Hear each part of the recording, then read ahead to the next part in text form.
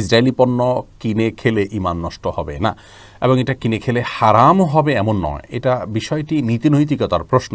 তারা যেহেতু আমার ভাইদের, আমার বোনদের রক্তচোষণকারী, অতএব তাদের পণ্য কেনা মানে তাদেরকে সহযোগিতা করা। সেই জায়গা থেকে তাদের পণ্য বয়কট করার আমাদের উচিত। শুধু তাদের পণ্য নয়, ইসলামের চিহ্নিত শত্রু যারা আছে, আমাদের দেশেও আছে, তাদের পণ্য আমরা অহরহ ঘরে কিনছি। এটা তাদেরকে আমরা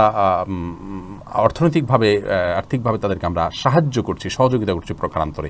এই জায়গা থেকে ইমানের চেতনার জায়গা থেকে, আমাদের দায়িত্ববোধের জায়গা থেকে পরিহার করা উচিত। যদি কেউ খেয়ে ফেলে বা কিনে ফেলে, তার ফলে তিনি কবিরা গুনাহ করে ফেলেছেন বা ইমান হারা হয়েছেন, বিষয়টা কিন্তু সেরকম নয়। ইসরায়েলের পক্ষে বাংলাদেশে যে জিহ্বা কথা বলবে, কথা পরিষ্কার, যে জিহ্বা দিয়ে বাংলাদেশে কেউ ইসরায়েলের পক্ষে দালালি করবে, বাংলাদেশের তাওহীদ জনতা, বাংলাদেশের সাধারণ জনগণ সেই জিহ্বা টান দিয়ে ছিঁড়ে ফেলবে। এখন তাদের প্রোডাক্ট যেগুলি মুসলিম দেশে কেনা বেচা হচ্ছে, সেগুলি বর্জন করা।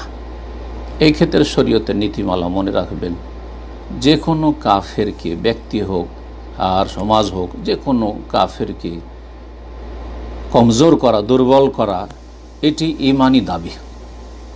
সে আর্থিকভাবে দুর্বল করা হোক, আর সেটা রাজনৈতিকভাবে দুর্বল করা হোক, আর সেটা সামাজিকভাবে দুর্বল করা হোক, যে কোনোভাবে আল্লাহর দুশমনদেরকে কমজোর করা, দুর্বল করা, এটা ঈমানি দাবি, প্রত্যেক মুমিন মুসলিমের ঈমানের।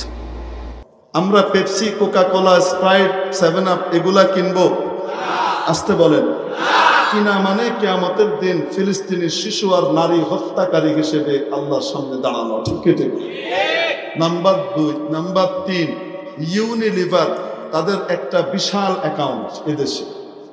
ইউনিলিভারের যে কোনো জিনিস কিনা, ওদেরকে সহায়তা করা, ইসরায়েলকে সাহায্য করা।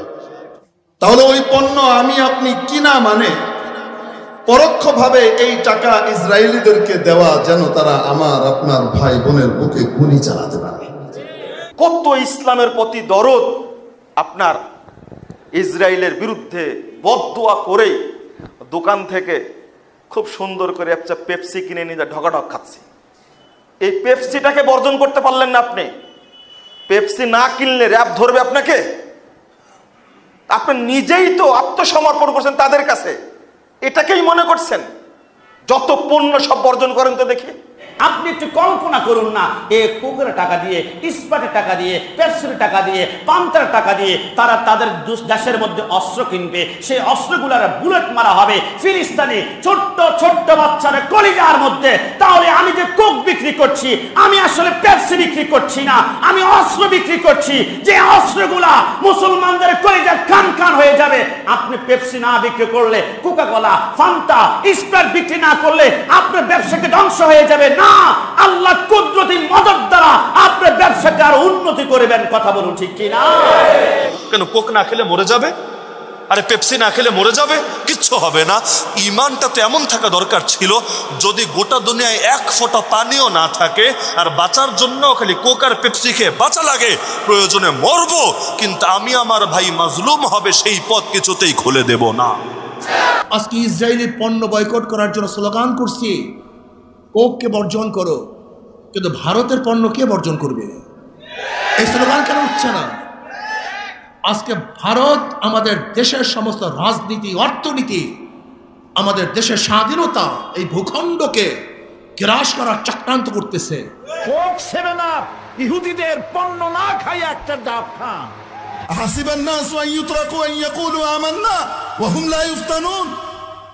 মানুষকে মনে করে আমরা বলবো যে আমরা ইমানদার হয়ে গেছি, আর তাকে কোনো পরীক্ষা নেওয়া হবে না। সে পেপসিটা ছাড়তে পারবে না, সে কোকা কোলা ছাড়তে পারবে না, সে তাদের কোম্পানির জিনিস ছাড়তে পারবে না, সে ইউনিলিভারের জিনিস ছাড়তে পারবে না, আর সে দাবি করবে আমি ইমানদার হয়ে গেছি। কিয়ামতের দিন সে এইভাবে পার পেয়ে যাবে? কখনো নয়।